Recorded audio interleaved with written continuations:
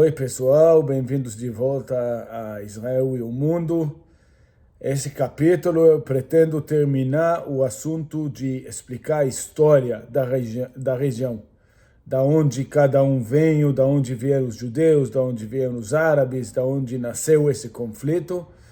Mas antes de chegar nesse assunto, algumas palavras sobre a situação atual esses dias. Acabou de terminar uma operação de 5 dias na região de Gaza, que Israel lançou contra o Jihad Islâmico, uma organização terrorista que existe dentro de Gaza, financiado pelo Irã. Na verdade, é um implante, um presentinho que o Irã deu à faixa de Gaza para ajudar o Hamas e para ser mais uma perturbação lá na região.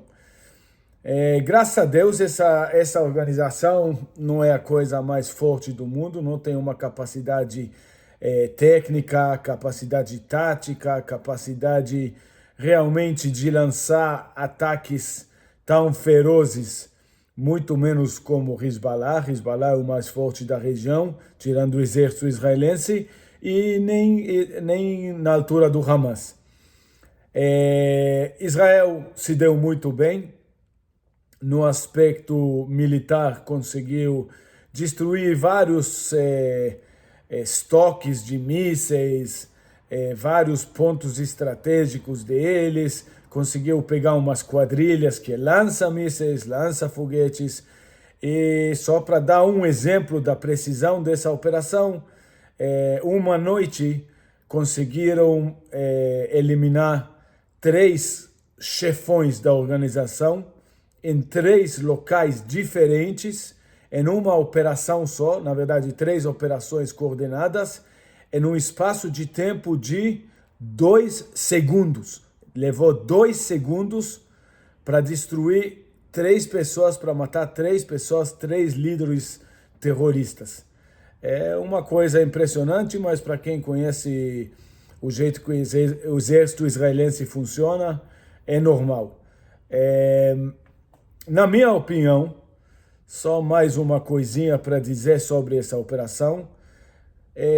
Primeiro, Israel tem que levar em consideração que atuou na faixa de Gaza, o Jihad Islâmico atua na faixa de Gaza, e todos os lados fizeram de cara como se não tivesse o Hamas envolvido. Mas isso é uma mentira. Claro que o Hamas está envolvido porque o Hamas é o dono de casa, é o governo atual da faixa de Gaza. Então, tendo uma organização que consegue lançar foguetes e mísseis contra Israel dentro da faixa de Gaza, e Israel ter atacado justamente essa organização e não os donos de casa que são os responsáveis, digamos que é uma estratégia de curto prazo. Ao longo prazo não vai resolver o problema, e eu acredito que isso vem de um certo medo que Israel tem de não entrar em conflitos maiores. Pode ser uma decisão estratégica correta, eu acho que provavelmente foi, mas tem que levar em consideração, se eu fosse os líderes militares ou os líderes políticos de Israel, que ainda temos um grande problema e nós vamos precisar enfrentar ela, e esse problema acabou de se manifestar, apesar que não lidamos com ela, ok? Isso é um ponto. Outro ponto sobre a estratégia geral dessa operação é que o timing e toda a situação em geral que estava rolando, com essa instabilidade política dentro de Israel, com essas desistências dentro do exército, todos esses, eu diria que ataques lançados pela esquerda dentro de Israel, e toda essa situação se estabilizou um pouco. Eu acho que realmente Netanyahu enxerga que um conflito justificado com organização terrorista no momento pode ter benefícios políticos, e eu acho que vai ter benefícios políticos, e eu acho que é muito bom que ele fez isso, porque Israel estava entrando em territórios muito perigosos de falta de unidade, como já expliquei em episódios passados, nunca vista antes. E isso é um grande perigo para Israel. E foi bom que o Netanyahu fez essa operação agora, e foi bom que essa operação teve e vai continuar tendo um certo efeito para acalmar toda essa condição aí que Israel está. Então, esses dois pontos. E aí a gente chega ao último ponto que realmente dá para ver nessa operação, que é uma capacidade, comparando com a guerra que está rolando na Ucrânia e da Rússia, é uma oportunidade que Israel deveria capturar, deveria aproveitar dessa oportunidade para demonstrar como o exército israelense age em situações complexas, de um jeito tão ético. Realmente teve mortos, teve feridos civis, não combatentes. Mas isso foi mantido no mínimo do mínimo do mínimo. De um jeito que justamente agora, em contraste com a guerra na Ucrânia, a gente vê, nunca teve exército que fazia isso. Nunca teve, eu diria, exército capaz de fazer isso. E o motivo que Israel faz isso, e é capaz de fazer isso, é porque Israel precisa disso. Porque Israel entra em combate em uma situação que Israel está sendo atacada, Israel está se autodefendendo, mas no mesmo tempo o mundo inteiro, como resultado de uma campanha que daqui a pouco vamos conversar um pouquinho, Israel tem que fazer isso se defendendo da mídia mundial, se defendendo da opinião pública mundial, se defendendo de críticas na ONU. E Israel desenvolveu essa capacidade de fazer operação militar cirúrgico, com o mínimo de danos para a população no lado oposto, que é uma coisa impressionante e justamente agora deveria ser notado. E essa capacidade, como eu falei, chega como resultado de necessidade. E agora vamos entender sobre essa necessidade, porque vamos voltar ao assunto principal, que é a história da região, para entender como chegamos na situação que Israel é considerado mundo afora o Goliat e não o Davi, o gigante poderoso, e não o lado que está sendo atacado, o verdadeiro vítima, que na verdade Israel é. Acredita ou não, mas vamos voltar no aspecto histórico e vamos entender por que eu digo isso. Então, capítulo passado, eu contei os primeiros 2 episódios da história da região.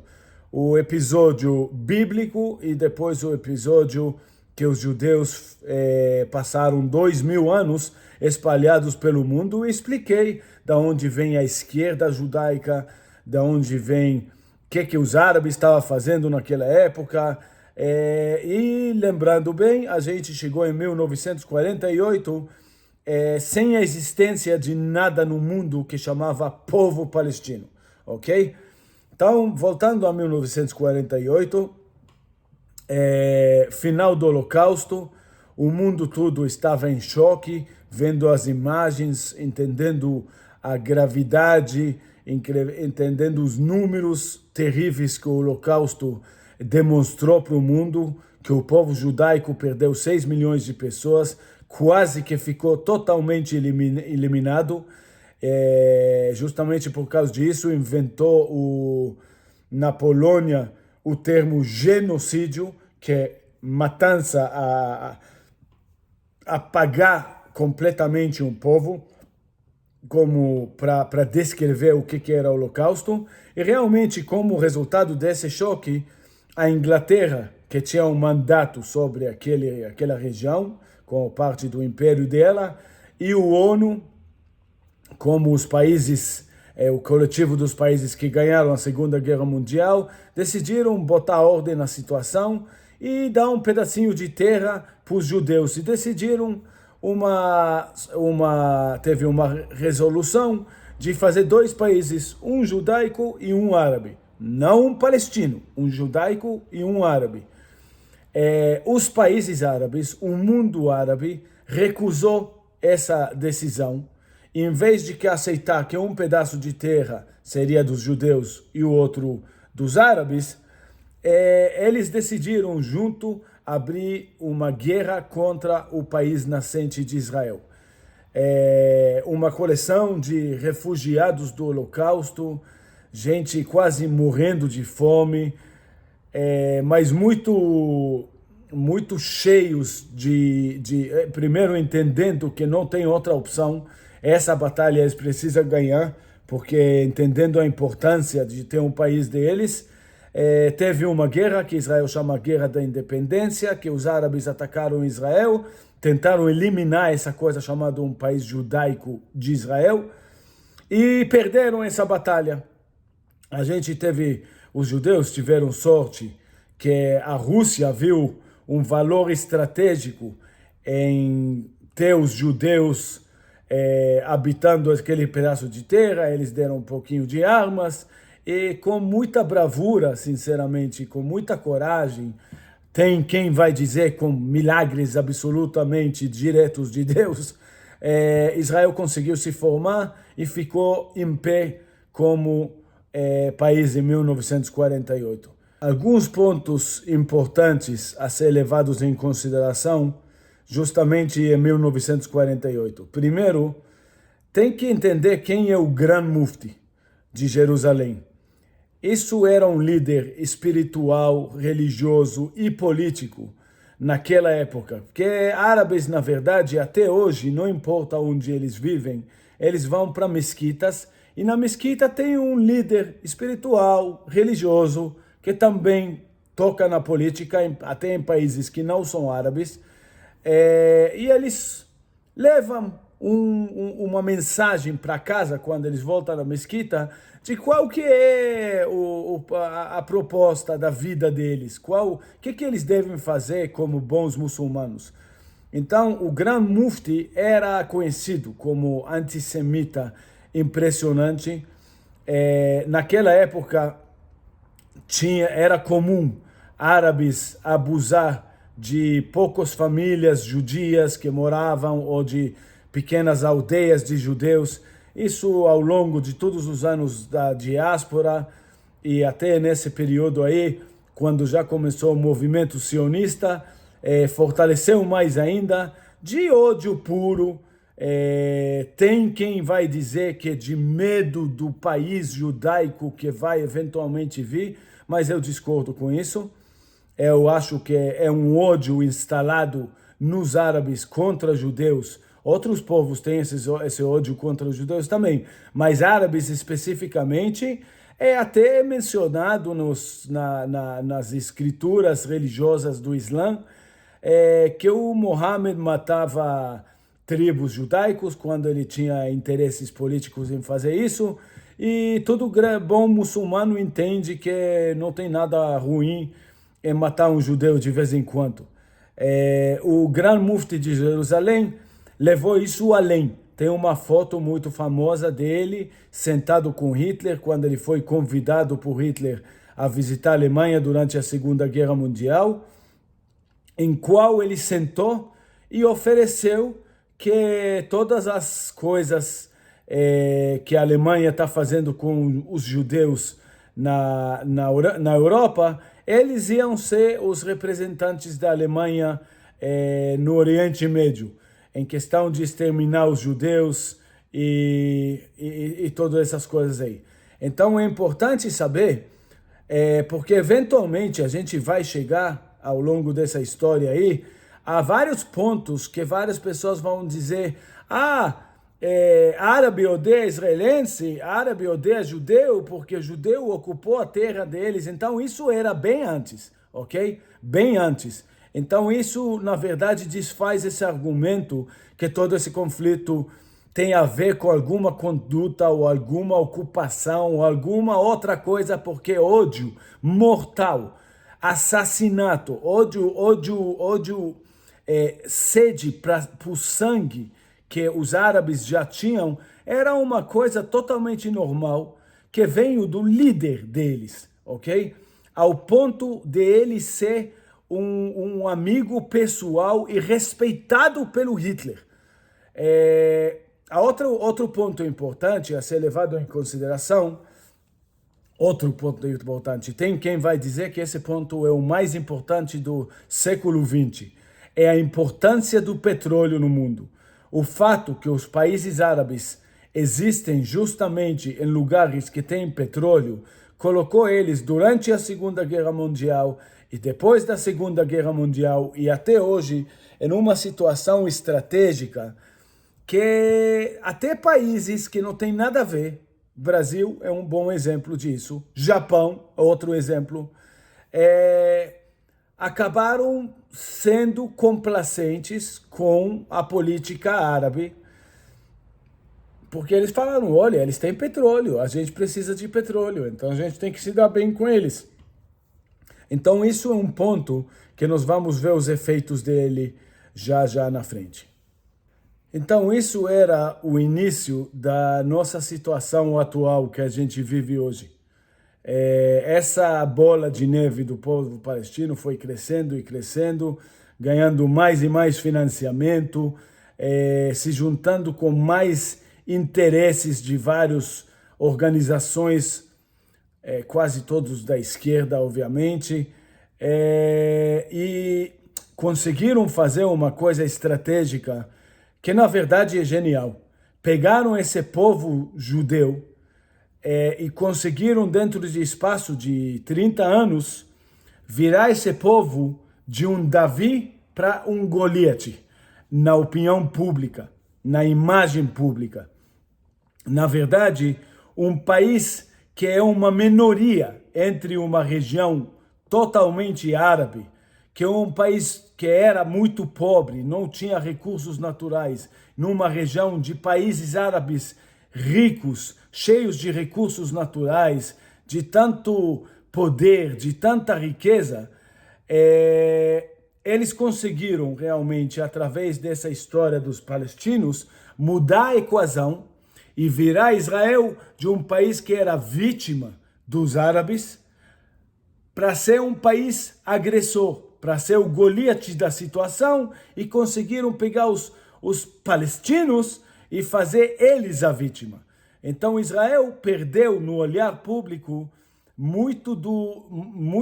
daquele charme, daquele justificativa que tinha para existir. E realmente isso foi o maior desafio de Israel até hoje. E infelizmente Israel não soube dar combate nessa arena da imagem pública de Israel. Israel sempre vem falando, olha, a gente é muito importante para o mundo, a gente ajuda todo mundo, a gente,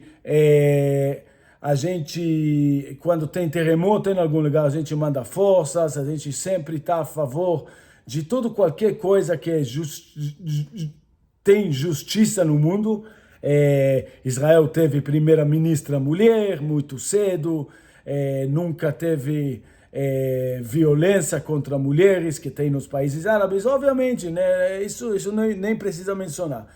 Mas Israel não consegue desfazer dessa imagem de ser o Goliat. Então isso, na verdade, foi uma estratégia genial, muito, muito bem implantada pelos países árabes, pela esquerda mundial, que criou essa imagem. Outro lado, outra dificuldade que Israel tinha e ainda continua tendo, apesar que a situação de Israel mudou drasticamente nesses últimos 30 anos, mas Israel tinha que combater esse poder financeiro dos países petrolíferos, da Líbia, do Irã, do Iraque. Israel não teve essas riquezas, Israel teve que se virar com os poucos recursos que teve. Isso, na época, quando começou entrando tecnologia, virou ponta-cabeça. Israel ficou um país muito rico, justamente porque Israel sempre foi um país que sabia fazer muito com quase nada. E na época tecnológica, isso é exatamente a jogada. Então, quem sabe fazer coisas sem recursos naturais, tecnologia é justamente a área dele. Isso também era o período em qual Israel começou a aproximar com os Estados Unidos, que era mais como resultado de aproximação da União Soviética com os países árabes. Então, muita gente agora deve estar cansado e pensando, mas espera aí, Ioni, a gente está escutando todo esse podcast sobre a história, quero entender quem são os palestinos. Existem hoje palestinos, né? A gente já chegou em 1948, Israel ganhou a Guerra da Independência e você ainda alega que não existe palestinos? Naquele ponto do tempo não existe? Então, da onde vieram os palestinos? Quando nasceu? Da onde? Como existe hoje? Quando que já começaram a aparecer? Então, ok, calma. Vou falar disso justamente agora. Em 1967, os países árabes vizinhos decidiram lançar mais um ataque em conjunto sobre Israel. Só que nesse caso, graças a Deus, Israel foi esperta, preveniu, precipitou o ataque e saiu para contra-ataque antes que os países árabes tinham começado a se movimentar. Como resultado desse efeito surpresa, Israel ganhou essa guerra, chama a Guerra dos 6 Dias, de um jeito tão marcante que assustou os países árabes. No mesmo tempo, Israel conseguiu conquistar território da Jordânia, conquistar território da Síria, conquistar território do Egito. O mais importante é da Jordânia, porque da Jordânia foi que Israel conseguiu tomar a outra parte que estava faltando de Israel, e Israel conseguiu reunificar a cidade de Jerusalém. A outra parte de Jerusalém, desculpa, ok? Unificou a cidade de Jerusalém, tem fotos famosos dos paraquedistas chegando no Muro das Lamentações, declarando que conseguimos conquistar, conseguimos segurar o Kotel, o Muro das Lamentações, conseguiram segurar o Har HaBayit, a Mesquita El-Aqsa, e agora, finalmente, o povo de Israel conseguiu reconquistar o site, o local do templo. Isso aconteceu justamente no ponto mais alto de poder militar dos países árabes. Foi um choque gigante para eles. Foi uma vitória celebrada mundo afora. E muitos judeus começaram a ter orgulho em Israel, entender que esse negócio aí ia dar certo, justamente como resultado da Guerra dos 6 Dias, da vitória dessa guerra. Em questão de legalidade internacional, foi uma guerra totalmente justificada, porque foi autodefesa. Os exércitos inimigos já tinham demonstrado intenções de atacar, era óbvio que isso ia acontecer, então Israel tinha que se defender utilizando o efeito de surpresa, e Israel acabou conquistando pontos estratégicos, garantindo, por exemplo, o Golan, que é um lugar alto que permitia que a Síria pudesse ver o que estava acontecendo em Israel. Então Israel acabou recuando até certos pontos no Golan, que Israel manteve controle, para poder realmente sempre estar olhando dentro da Síria, vendo movimentos de tropas dentro da Síria para poder prevenir ataques futuros. Lembrando que não era que nem hoje que tinha satélites, e mesmo hoje isso seria uma coisa justa. Um país que vai ser atacado, se defender e tomar pontos estratégicos que permitem a segurança futura do país. O mundo o que mudou justamente? Por que 1967 é um ponto tão importante? Porque aconteceu duas coisas. Primeiro, o mundo estava acostumado com Israel fraca. Israel que luta para poder sobreviver, aqueles sobreviventes do Holocausto, quase sem arma que ganharam. Isso foi uma história bonita que o mundo gostou. Quando Israel ganhou de um jeito tão convincente em 1967, já começou mudando a opinião pública no mundo. Tinha muita gente, digamos assim, muitos grupos, muitos países, que começou a olhar assim, peraí, aqueles judeus já não são tão coitadinhos, eles já estão começando a ter uma certa capacidade. Opa, isso pode estar mudando um pouco a história, né? Outra coisa que realmente acabou mudando é que com os territórios que Israel conquistou, vêm populações de habitantes que habitavam aquelas terras. Por exemplo, em Jerusalém, Israel tomou uma decisão de não expulsá-los, ok? Ou pelo menos não expulsar todos, ou não expulsar nem a maioria. Isso vai acabar sendo significante também. Continuando, a próxima guerra que Israel estava envolvido, e por isso que é significante, era a Guerra de 73, que é a última vez que os países árabes tiveram a coragem e o pensamento que é uma boa ideia atacar Israel com exército contra exército. Eles atacaram de um jeito muito covarde, de surpresa, sabendo que Israel estava totalmente o país no dia mais sagrado do mundo, no Yom Kippur. Todo mundo estava de jejum, todo mundo estava na sinagoga, e eles atacaram.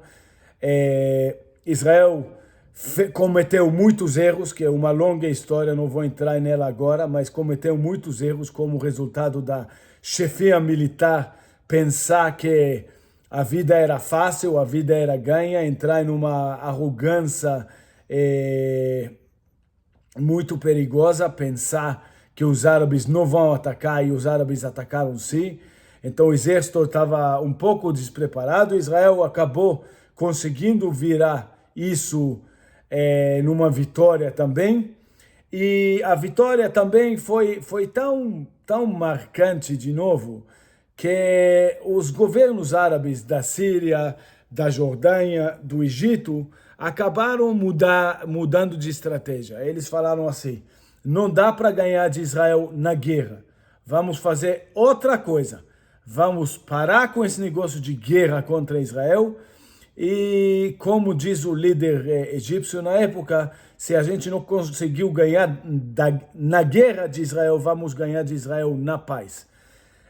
E justamente aí que realmente criamos o povo palestino. O que eles fizeram? Esse plano, eu não sei se foi coincidência, se foi uma coisa...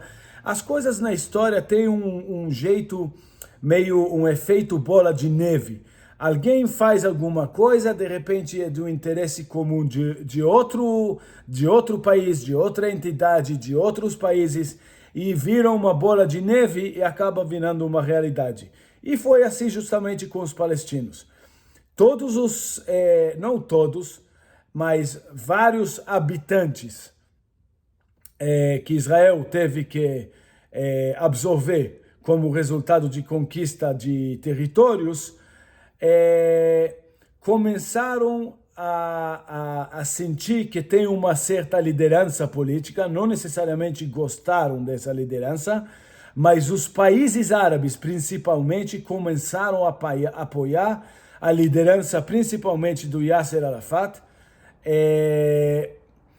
em uma situação que eles mais ou menos juntaram essas pessoas como um cavalo de Troia. Tipo, uma coisa que está dentro de Israel, e nós vamos agora parar de atacar Israel e vamos obrigar Israel a fazer algum acordo com essas pessoas, alegando que essas pessoas é um coletivo só, que é uma mentira, nunca foi. Acabei de contar tudo isso nesse capítulo, no capítulo passado. É justamente o fato que os exércitos vizinhos de Israel não conseguiram ganhar na guerra, fez eles falar, peraí, temos aqueles habitantes, vamos utilizar esses habitantes e vamos alegar que eles são um povo, ok? E que essas lideranças, que são, na verdade, terroristas, quem conheceu a história, a biografia suja de sangue do Yasser Arafat, em todo lugar que ele ia, ele era odiado no... Eu não lembro de onde ele nasceu, pode até ser que em Tunísia ou Marrocos ou alguma coisa assim, mas ele ficou um tempo na Jordânia, ele foi expulso da Jordânia, tentaram até matar ele, se não me engano, depois ele foi para o Líbano se organizar como chefe que hoje chama a organização, a Autoridade Palestina, na época chamava PLO, Palestinian Liberation Organization, tradução é fácil, e assim que nasceu o povo palestino. A verdade é que não existia povo, ok? Era uma coleção de várias pessoas que eram habitantes de outro país. Por exemplo, a faixa de Gaza fazia parte do Egito, a Cisjordânia e Jerusalém fazia parte da Jordânia, partes do Galil e do Golã era da Síria. Infelizmente, foi assim. Eles juntaram certos líderes terroristas e eles se assumiram como líderes desse povo. E é assim que nasceu esse povo palestino. Uma vez e para sempre, para esclarecer essa história. Conclusões gerais. Primeiro, isso é importante, não há dúvida que desde os dias da Bíblia, que são praticamente os primeiros dias que a gente tem como referência histórica, o povo de Israel tem uma ligação única com a terra de Israel. Isso foi trazido em questão recentemente na ONU e é importante que, se tiver escutado esses últimos 2 capítulos, agora essa questão é resolvida. Todo mundo que tem um pouco de bom senso, um pouco de honestidade interna sabe disso, mas isso foi comprovado esses capítulos sobre a história. Segundo, sobre os palestinos. Dizer que os palestinos são um povo é a mesma coisa de dizer que um nadador com 1,95 m e um corpo completamente masculino é nadadora feminina só porque colocou roupa de natação feminina e declarou que é mulher agora, ok? Isso é uma mentira, que o mundo tem algumas mentiras assim. Eu não acho que tem dúvida, isso é uma mentira absoluta, mas virou uma realidade, ok? Aquela mulher competiu em competições de natação e acabou com a carreira de várias nadadoras. Do mesmo jeito, o povo palestino hoje é uma coisa real, que existe. Foi inventado pelo mundo, pelos países árabes, com uma finalidade só: destruir e atrapalhar a vida do país de Israel. Mas hoje já tem que lidar com isso como um fato, uma verdade. É uma mentira, mas uma mentira que hoje é comum, e quem andar pelo mundo falando que não existe palestinos vai possivelmente ter que sofrer as consequências, ou vai precisar poder se defender muito diplomaticamente, ou quem sabe até com força. Essa verdade, ela custa para o Estado de Israel, e ela custa para qualquer um que quer defender essa verdade. Fazer o quê? Ok? Eu estou aqui defendendo essa verdade, e eu sei que estou correndo um certo risco fazendo isso. A razão da existência dos palestinos é só a destruição do Estado de Israel. Eles não querem um país. Eles não querem. A liderança quer, mas quando a liderança ganhar algum pedacinho de terra e uma capacidade militar, ela vai virar do mesmo jeito que os árabes estão fazendo centenas de anos contra Israel e tentar destruir Israel de novo com uma nova estratégia. Um último ponto importante a ser levantado aqui é a subida da esquerda moderna que existe em Israel. O início dela, eu diria que provavelmente era Rabin, Peres e os acordos de Oslo nos anos 90. Isso foi uma tentativa, entendendo que essa imagem de Israel sendo Goliat na história, entendendo que ganhar dos palestinos com essa imagem de coitadinhos que eles têm, ia ser uma coisa muito difícil e parcialmente também realmente acreditando na mentira que eles são coitadinhos, eles fizeram uma tentativa, vamos lá, vamos pensar num jeito de resolver esse conflito. O que fizeram? Eles estão atacando porque a gente é forte e eles são fracos. Então, se a gente fizer eles fortes também, eles vão ter o que perder. E eles vão ter um orgulho nacional, né? Eles são um povo. Então, vamos criar uma polícia deles, vamos dar armas para eles, vamos dar um território para eles, vamos se recuar e vamos ver. Se Deus quiser, eles vão fazer esse trabalho aí de até defender a região para a gente, que eles vão querer ter uma vida boa, né? Então eles vão colocar ordem naqueles territórios que a gente vai dar para eles. Infelizmente o resultado acabou dando um desastre, ok?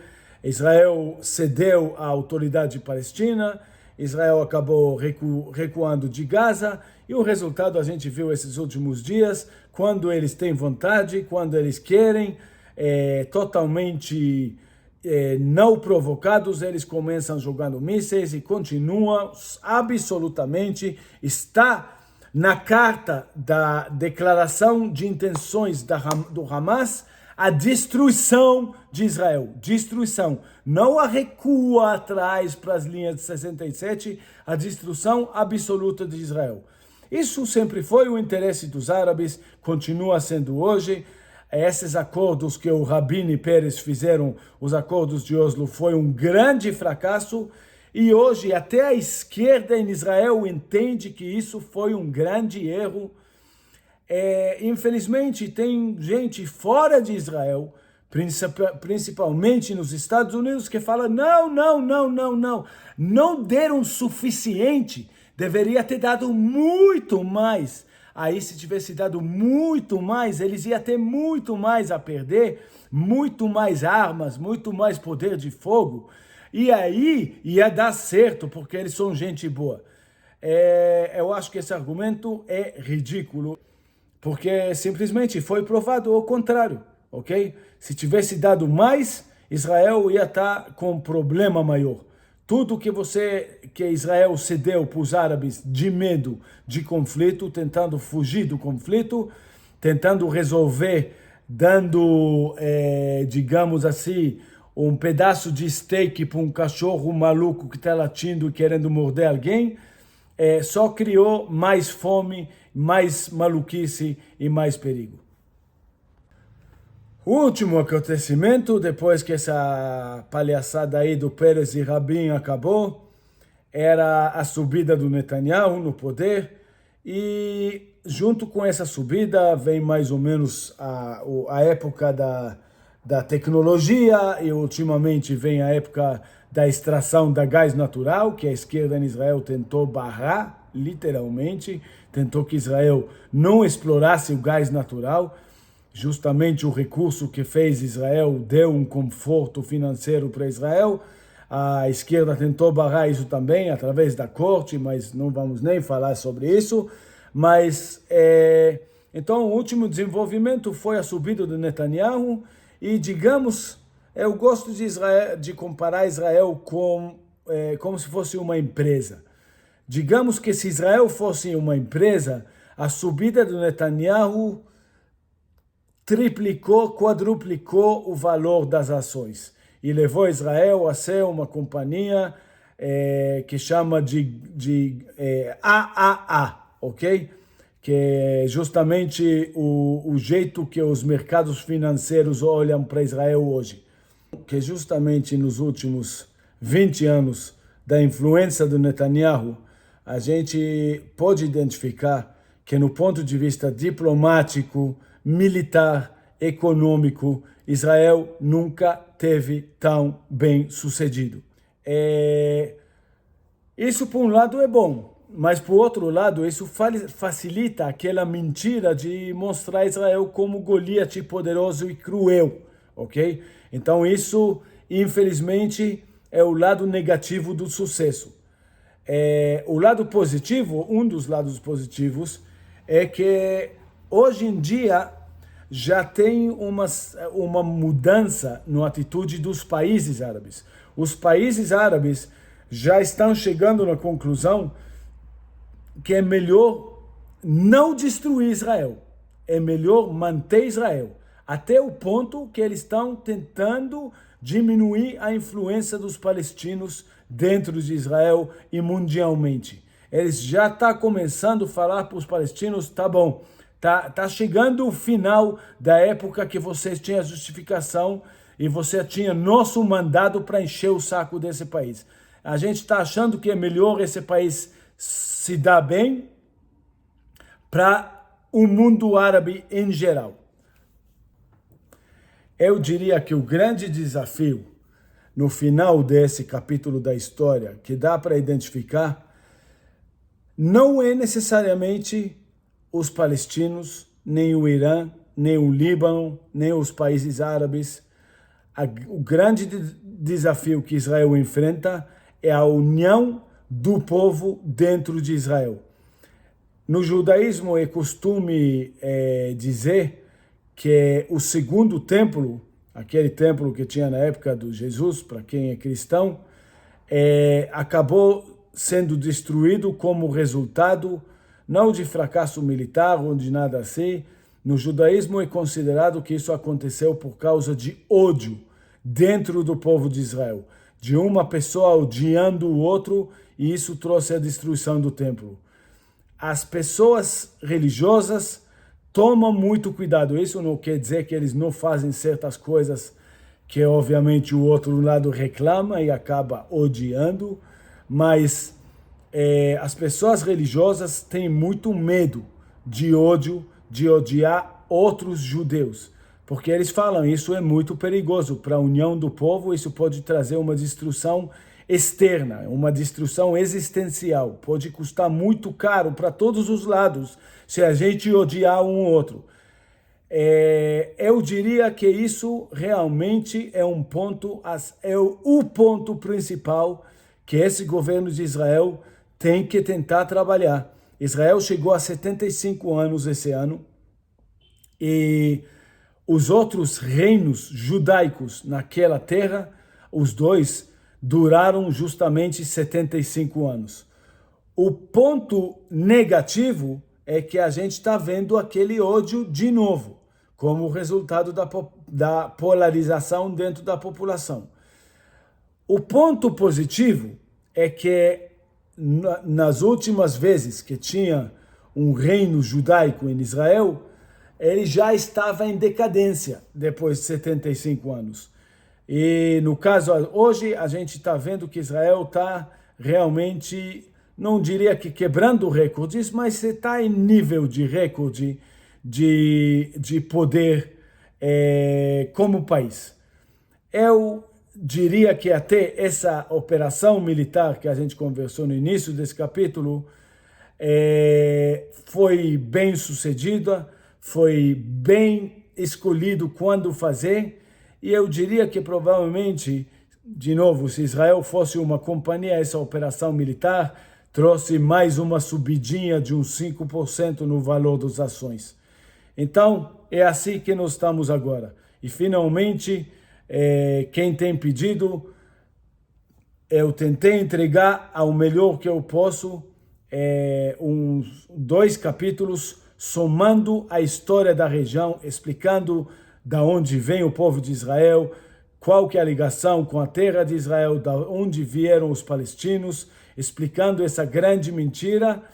E olha, vou falar uma coisa muito sinceramente, para todo mundo que prestou atenção, para quem ficou convencido. Isso é a verdade. Mas se andar pelo mundo falando isso, toma cuidado, porque muita gente não quer saber a verdade.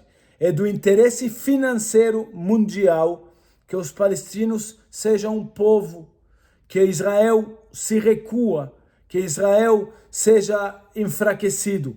Hoje o Partido Democrático nos Estados Unidos está querendo isso sem dúvida alguma, ok? Tem vários governos no mundo, incluindo o governo da Alemanha, que é do interesse deles enfraquecer Israel. Obviamente o governo da Alemanha, muita gente não entende isso, fala, não, a Alemanha é a melhor amiga de Israel. Mentira, a Alemanha não é a melhor amiga de Israel.